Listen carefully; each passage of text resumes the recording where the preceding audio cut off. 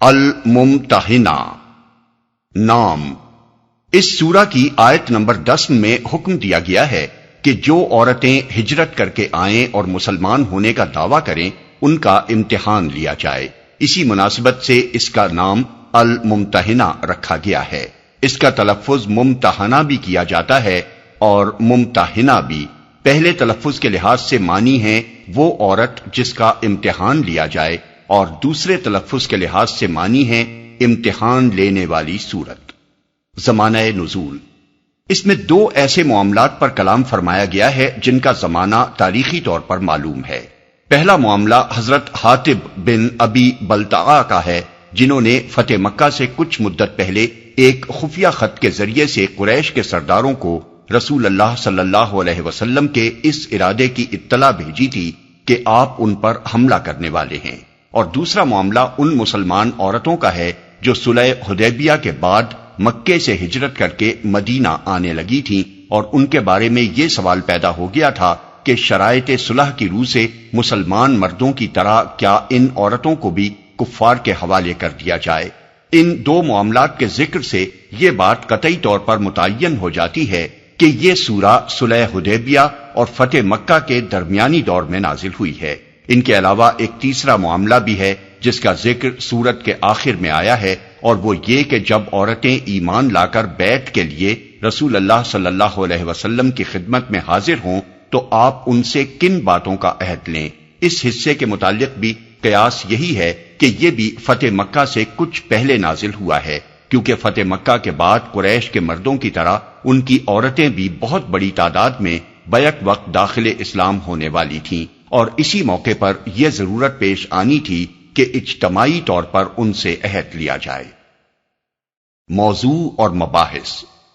اس سورہ کے 3 حصے ہیں۔ پہلا حصہ آغاز سورہ سے آیت 9 تک چلتا ہے، اور سورت کے خاتمے پر آیت 13 بھی اسی سے تعلق رکھتی ہے۔ اس میں حضرت حاطب بن ابی بلتعہ کے اس فعل پر سخت گرفت کی گئی ہے کہ انہوں نے محض اپنے اہل و عیال کو بچانے کی خاطر رسول اللہ صلی اللہ علیہ وسلم کے ایک نہایت اہم جنگی راز سے دشمنوں کو خبردار کرنے کی کوشش کی تھی، جسے اگر بروقت ناکام نہ کر دیا گیا ہوتا تو فتح مکہ کے موقع پر بڑا کشت و خون ہوتا، مسلمانوں کی بھی بہت سی قیمتی جانیں ضائع ہوتی، قریش کے بھی بہت سے وہ لوگ مارے جاتے جو بعد میں اسلام کی عظیم خدمات انجام دینے والے تھے، وہ تمام فوائد بھی ضائع ہو جاتے جو مکہ کو پرامن طریقے سے فتح کرنے کی صورت میں حاصل ہو سکتے تھے، اور اتنے عظیم نقصانات صرف اس وجہ سے ہوتے کہ مسلمانوں میں سے ایک شخص اپنے بال بچوں کو جنگ کے خطرات سے محفوظ رکھنا چاہتا تھا۔ اس شدید غلطی پر تنبیہ فرماتے ہوئے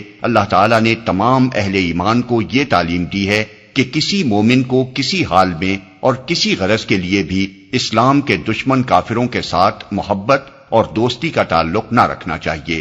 اور کوئی ایسا کام نہ کرنا چاہیے جو کفر و اسلام کی کشمکش میں کفار کے لیے مفید ہو۔ البتہ جو کافر اسلام اور مسلمانوں کے خلاف عملاً دشمنی اور ایذا رسانی کا برتاؤ نہ کر رہے ہوں، ان کے ساتھ احسان کا رویہ اختیار کرنے میں کوئی مذائقہ نہیں ہے۔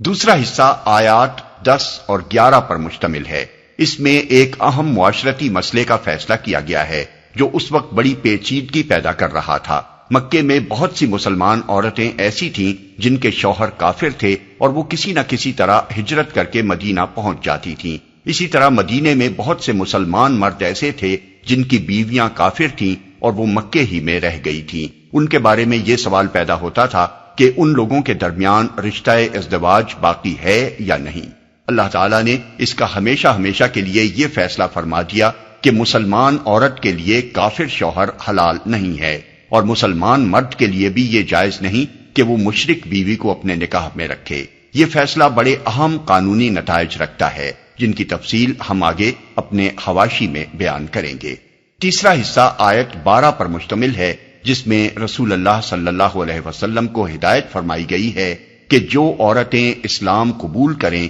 ان سے آپ ان بڑی بڑی برائیوں سے بچنے کا عہد لیں جو جاہلیت عرب کے معاشرے میں عورتوں کے اندر پھیلی ہوئی تھیں، اور اس بات کا اقرار کرائیں کہ آئندہ وہ بھلائی کے ان تمام طریقوں کی پیروی کریں گی جن کا حکم اللہ کے رسول کی طرف سے ان کو دیا جائے۔